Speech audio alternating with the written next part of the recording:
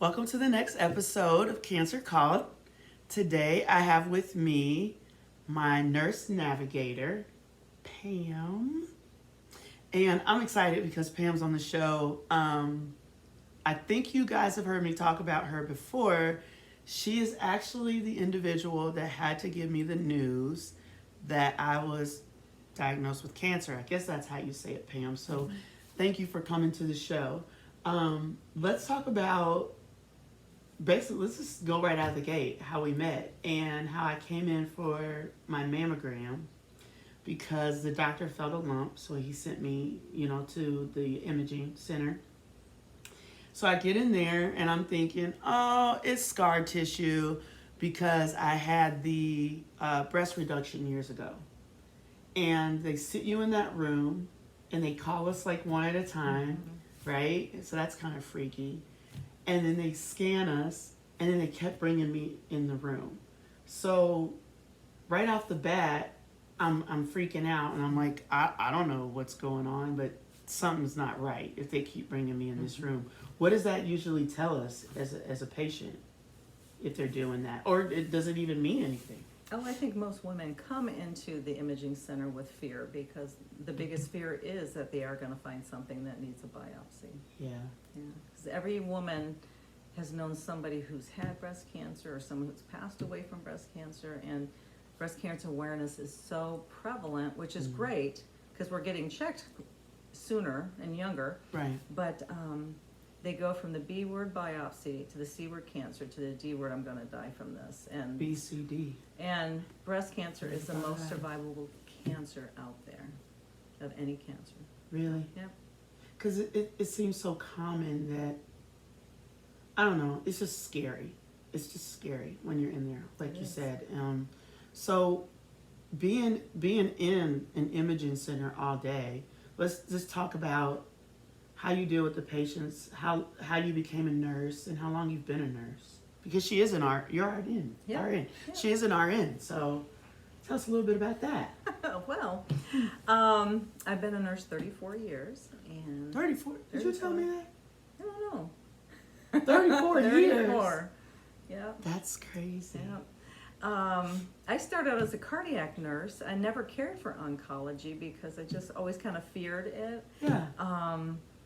And just through the years, I worked at a clinic in in Santa Barbara, in MRI CAT scan at an imaging center, and did that back in 1994, 95.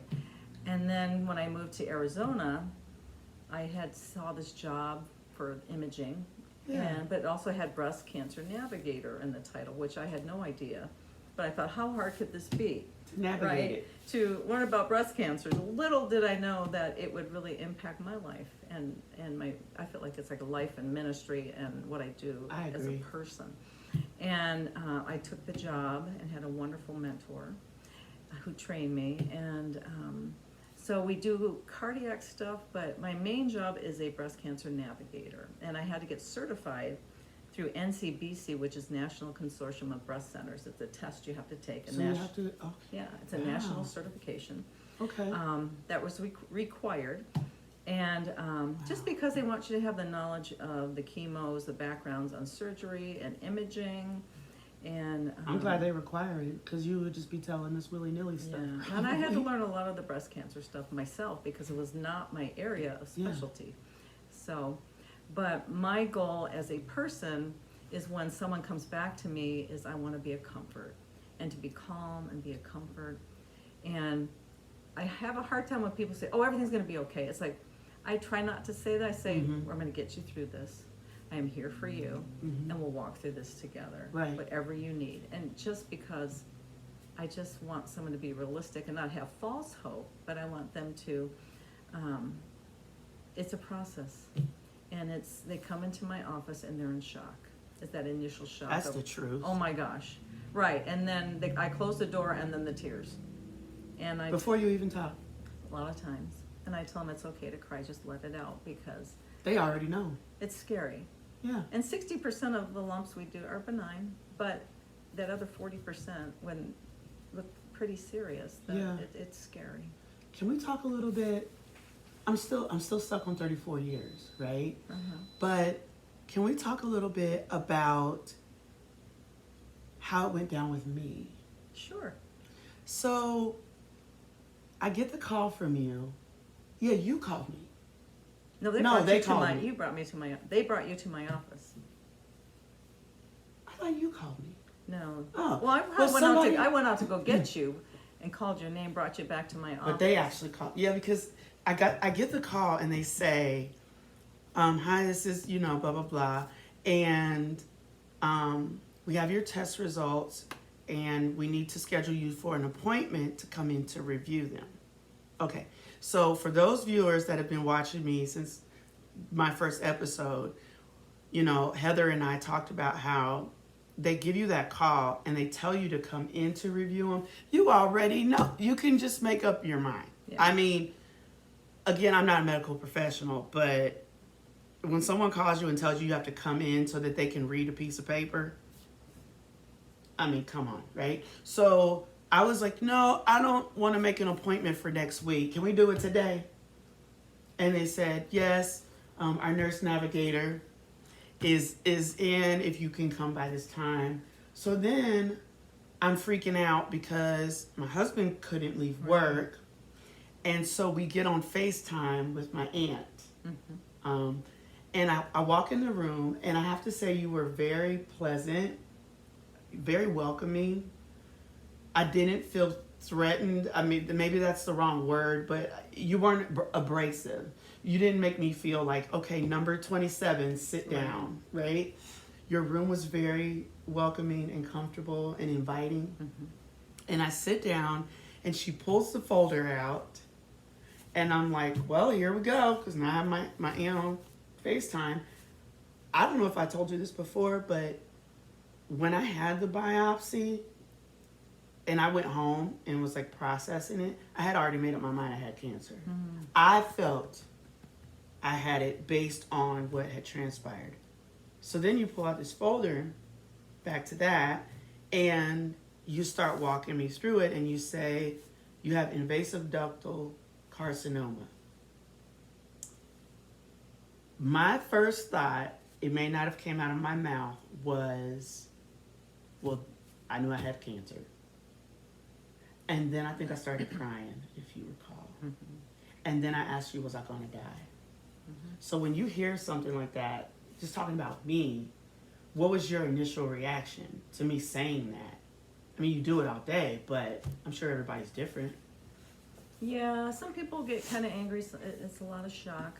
I just try to be a calm for you and mm-hmm.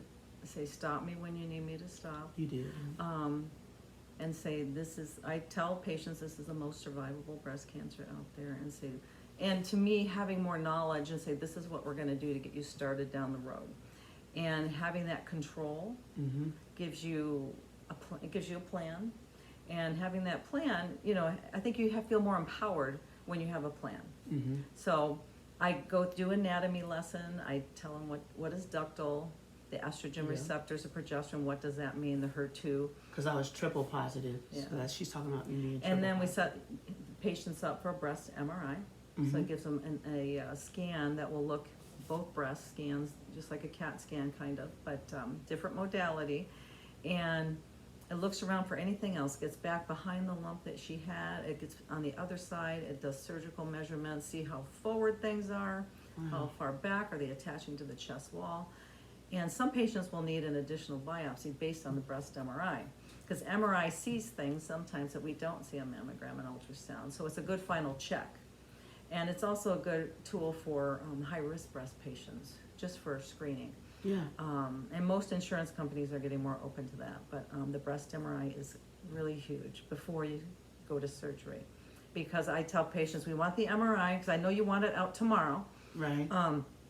But you don't ever want to go through this again, so let's make sure this is all what we're dealing with. And you did that exact thing. Yeah. You laid it out just like that. Mm-hmm.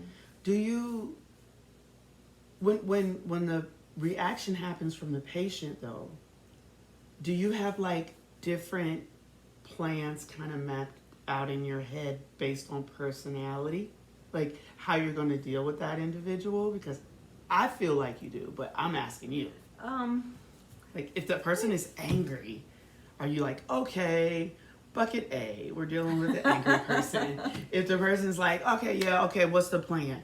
You know? I have some that are real matter of fact. I have some laughing, like joking, taking the news joking. I've seen all different reactions. Wow. So I kind of get a feel for the person because I'm kind of have that empath personality where I kind of feel where you're at. Yeah. And a lot of times too is I just stop and slow down where I need to and let you feel it and say, I'm here. You know, sometimes I touch them and, you know, Yeah. say, if you need to cry from it, just that's okay. I think that's important Yeah. that you bring that up, that you touch. And I know this is hard. We're losing that. Yeah. And the thing I love about this job is I get to do the personal care. People they're not a number.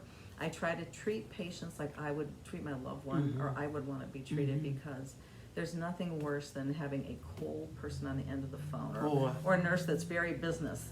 And some patients want the business and I can do that, but I am more of a feeler person and I like to connect with people. Right. And I think if I can make a difference in one person that day, then I've done my job. Because it makes me feel good too, and I feel like my job is just more than a job. It is. You know, we talked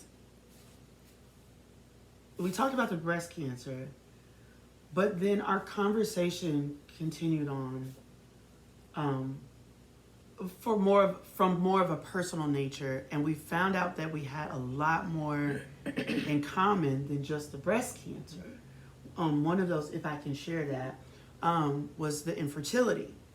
And I initially, excuse me, I'm trying to get my voice back. I initially gravitated towards you when you said that, before we even really got down in the detail of how we both were not able to have our own biological children. You know, you do have 2 sons. God bless you with them. But not, you know, biologically. And that for me, Pam, looking back, was something I'll never forget. I mean, the breast cancer is one thing, that we're here to talk about cancer, but that connection and you opening yourself and allowing me to come into your life, and I'm sure you don't have to do that with everybody, but look where we are today. Now I think of you as a close friend here in Arizona. You've brought, you know, me to other events around cancer, and you've been with me every step of the way. So everything you said that day really mattered. And I think it's important that the viewers that are either dealing with cancer or know someone that has cancer, they look for a nurse navigator. Do they give you one every time you're diagnosed, or is this something you have to request? Or was I just lucky and I hit the jackpot? Well, my company that I work for, who name I can't say, we're the only imaging center in Arizona that has nurse navigators. See that? I hit the jackpot. Yeah, because most nurse navigators are at oncology practices, and they're kind of like case 'cause managers, I was there, and they kind of make sure everything's going smooth. But our job is to basically, when I first met you, I went down the hall to get you. I sat you in my office, and that's when we started talking about the infertility. Yeah. And I was like a good hour and a half, because we just clicked. Yep. And it was great. And but my job is to go over what she has in her imaging, set you up for the biopsy, get you off blood thinners if you're on those, and then get everything scheduled, and then I give you the results. So that's what we do, and a lot of imaging centers don't have nurse navigators. Yeah. How do you know how we would? Could you request them? Do they have like a coalition of nurse navigators, like how they have doulas? You know, well, when we have babies. There is an Arizona chapter of nurse navigators that hasn't got together recently, but we had quite a few of us that used to get together. But everybody's kind of, with COVID and everything. It's just messed up. Yeah, it has messed up the whole program. But there are nurse navigators, but not at the imaging centers, but except for ours. Yeah. But I like the personal care, because the worst thing that I get are patients. I don't get results for every doctor's office. We market these practices, and they say, do you want us in?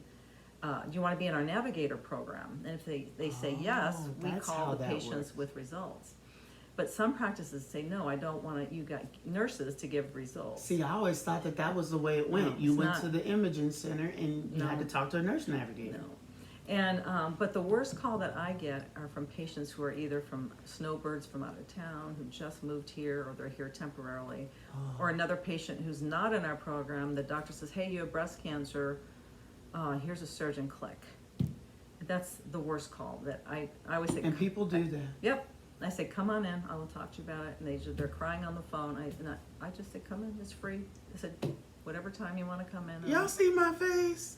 So, yeah. Why would you do that to someone? Just call. And it's one thing to desensitize, like we talk about in the episode with the infusion nurses, because they have to, give medicine every day to sick people. So you kind of have to separate yourself from that a little bit. But to pick up a phone and call someone and be like, "You have cancer, call this surgeon or call this person and have a nice day." Yeah.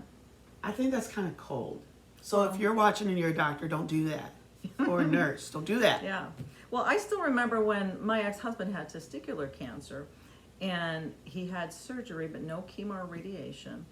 And they said, "Oh, you'll be fine, you can have children."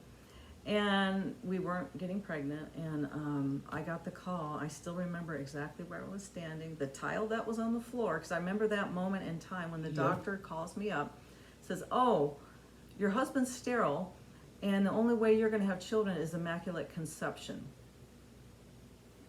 So that was kind of it. Hung up the phone, and I'm like, and I said, I would never, ever treat a patient like that.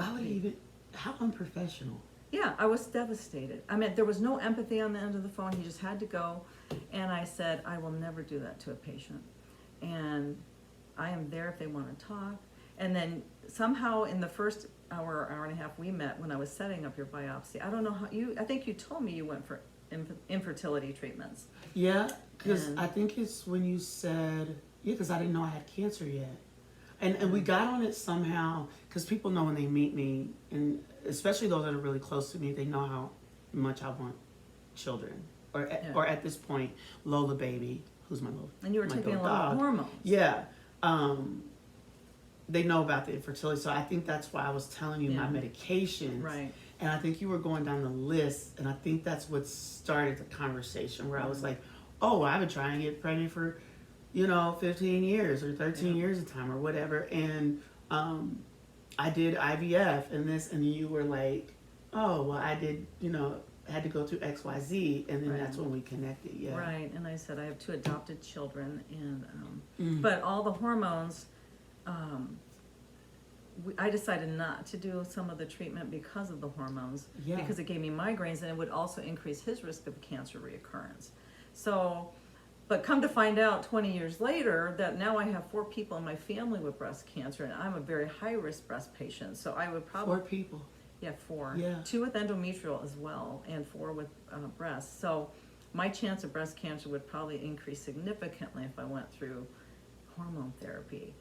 But why did I'm glad you bring that up, Pam, because why do the infertility doctors not tell us that? Because I still am a firm believer. Again, I'm not a medical professional, but it is my body, right? I'm a firm believer that I got cancer, or if I didn't get it from fertility treatments, I think it sped it up, which is why I was triple positive. I truly believe that, because I have cancer throughout my family, but then I got tested and I don't have the genetic gene. But then I had a cancer, don't put it back there. I had a cancer that is usually seen, you were telling me, in women 55 and up. What the heck? Why would they not express that there's a possibility that taking all of these hormones could increase your estrogen and things like that? I have no answer for that. I know back when I was younger, I don't think they really knew that, but 20, 25 years ago when I was going through it, but it just didn't work out. But we don't know why cancer shows up, but we know, the thing we do know is 75% of breast cancers are estrogen and progesterone driven. And that's the test that they run. They run the estrogen and progesterone test. Right. So they're pulling women off hormones now who are on hormone replacement. and once they're diagnosed, because it will grow the breast cancer faster.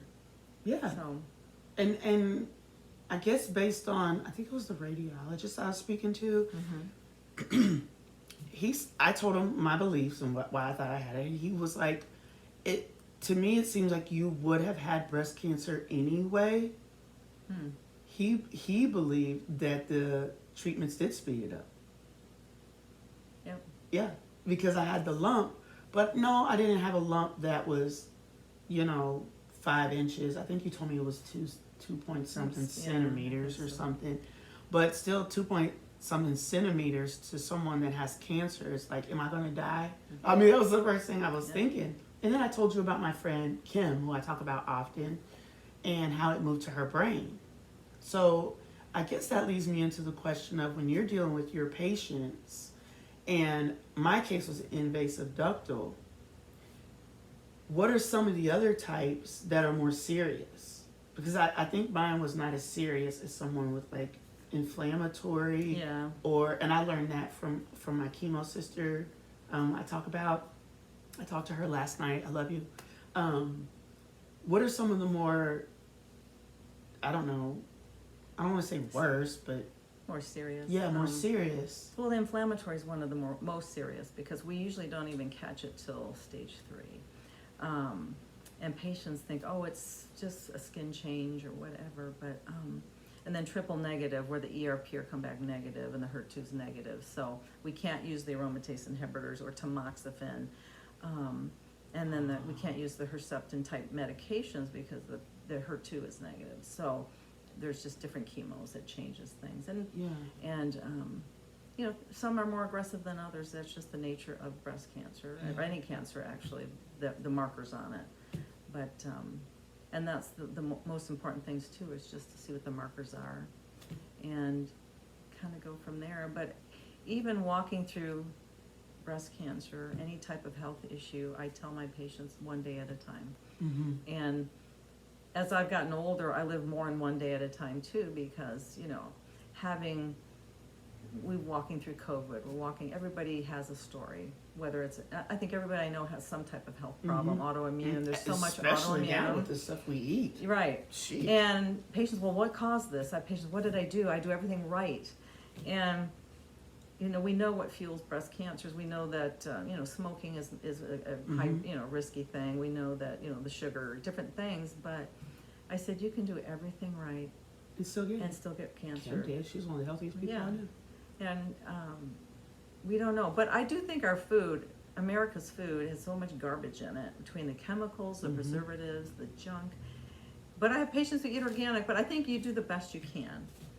And, I eat more organic too, because my sister had a double mastectomy, and she's doing fine. But we were all shocked because she was the healthiest of the 3 of us.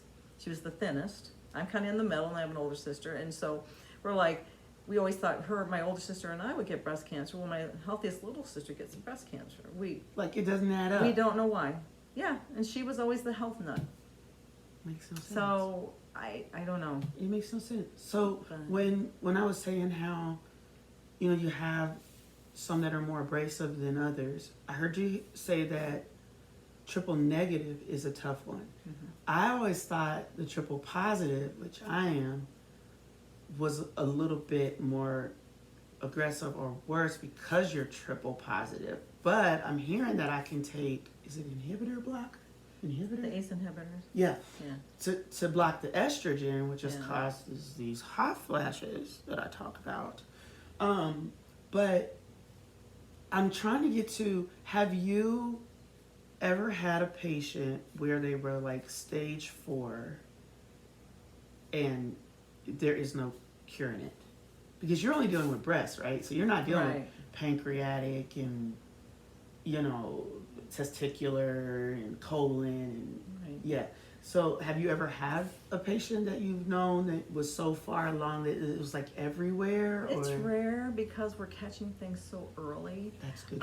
We have patients want to skip mammograms, and I say, don't skip a mammogram. Don't skip it's all it. this radiation. I'm like, it's not a lot of radiation. It's some. It's better than getting radiation. Right. You could catch it and then don't have to get the real radiation. And I think the American Cancer Society says it's as much radiation flying from like New York to LA once a year. So that's not a lot. No. But we had a doctor saw calcium deposits on a mammogram, 2 little calcium deposits that showed up in a 2 millimeter area. We caught a 2 millimeter cancer. And I've done this 12 years, and that's the smallest I've seen. We're catching stuff on mammals at 3 and 4 to 5 millimeters now. Wow. Yeah, we're catching it really. And that's really millimeters. tiny. Right. So that's not. Yeah. So we rarely get a patient has it everywhere, but at the same time, I see them in the beginning of the journey, and then unless they have a PET scan, I can look back at if they have something in a lymph node. Then we can look through the whole body and see if there is anything, but that's usually later on after they've left me. So, yeah. But a majority of the time we catch it like stage 1 or 2. We do get occasional 3s. I don't know if we get very many 4s. That's rare. Yeah. So. Do you find that? Oh, I seem to hear more that 4. When I hear stage 4, I'm hearing it more in pancreatic, abdominal areas, liver, colon. Mm-hmm. I don't really ever hear it in the breast area. I mean, I know it happens, but I usually hear 1, 2s, and 3s in the breast. Have you ever really heard of the 4s in the breast? I mean, I hear what you're saying you deal with and you get, but have you heard that? Of being someone coming in a stage 4. Yeah. It's just not as common because you're catching it faster. I think we do have them because we do PET scans, and I've looked at patients' PET scans after they have left me, and they're out to their oncologist, and I see their PET scan. You kind of go, oh my gosh. Yeah. And that's hard, but it's not very often. So. I mean, I'm looking for the positives. Can you tell? Because cancer just has such a negative connotation anyway. That that's the reason I do it and bring people like you on, is so that we can figure out how to change the perception of cancer. I mean, it is what it is. You have to fight it. You're going to have a journey, but it doesn't have to be so dreadful, especially when you have people that are trying to walk through it with you. Yeah, and I tell patients about the grief stages, because this is a hard diagnosis, and it's so important to grieve it, as I had to grieve the infertility. Or other health issues I've had. You have to I say it's okay to get frustrated and angry, or when you get in that tunnel vision where you just can't see out right now, that it's okay. Whether you need to journal it out, talk to somebody, go to church. I said, do what helps you process it. And I remember when I first met you and gave you that diagnosis, it was so devastating, and I said, you will get there and you will process this and walk through it. And my job, I like to leave patients empowered. If I can have you leave my office empowered, I feel like, okay, I can do this, or I got some control, then I've done my job. Control, that's a bang. And I've watched you blossom from being the shocked and being kind of angry and really kind of in a dark, you know. I was pissed off. Yeah, and let's just call it what it is. Yeah, you need to get mad. I think you need to get angry and mad and frustrated, cry it out.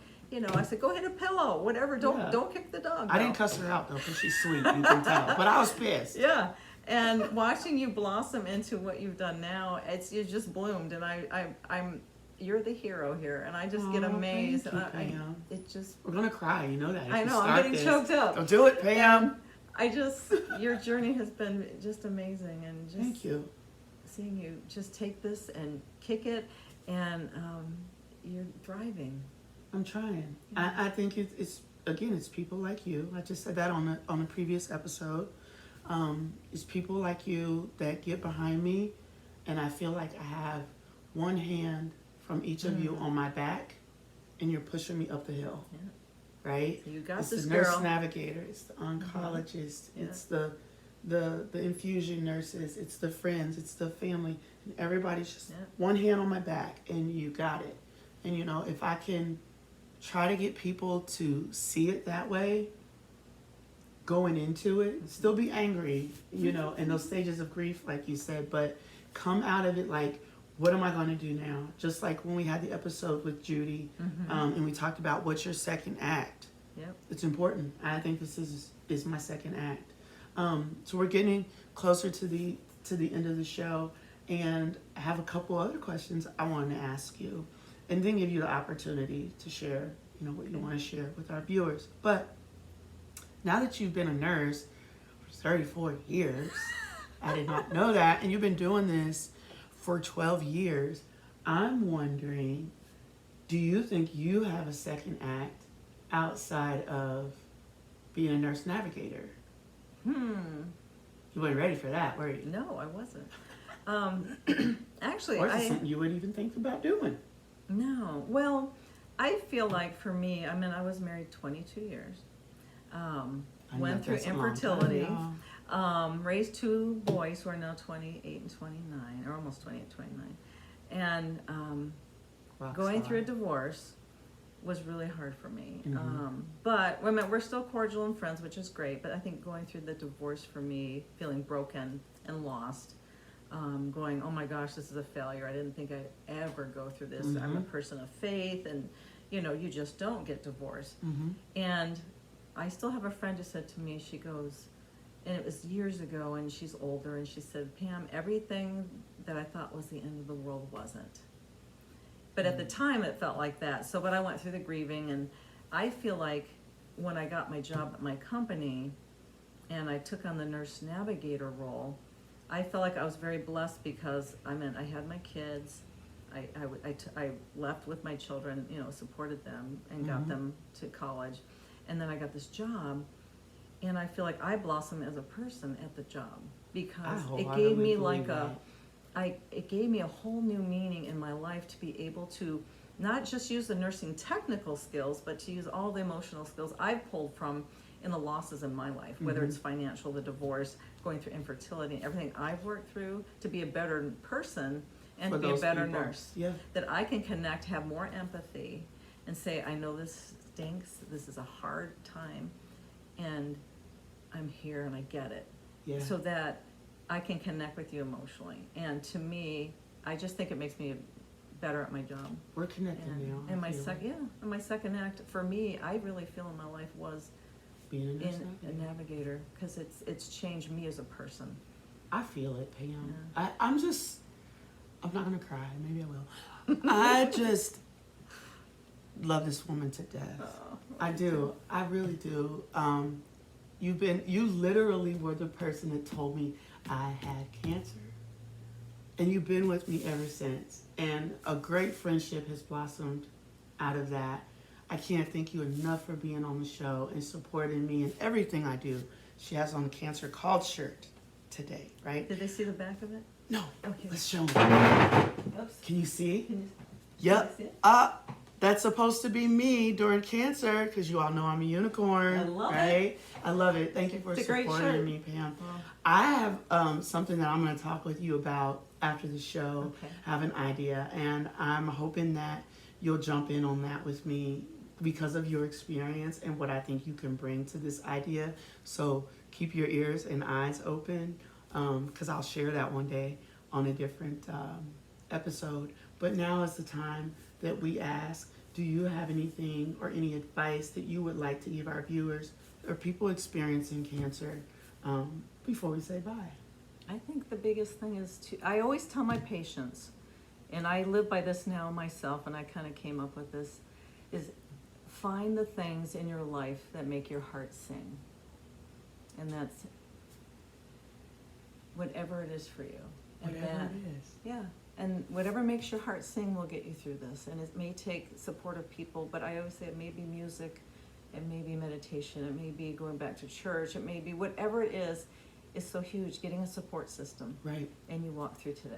And focus on what you said. Yeah. Focus on something, because that will help you beat the cancer. I'm a true believer of that, and I've proven it. So, amazing. Thank you, Pam, for being on the show. Thank you. We love you. I love you.